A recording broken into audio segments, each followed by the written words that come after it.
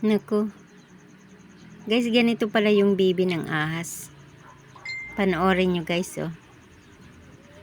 Yan, binubuksan niya guys. Ang galing naman. Yung egg ng ahas, malambot na yung... Ayan, oh. Lumalambot pala yung itlog niyan kapag malapit na. Yan na po. Ang galing naman. Ganun pala yun. Akala ko pinapanganak yung ahas.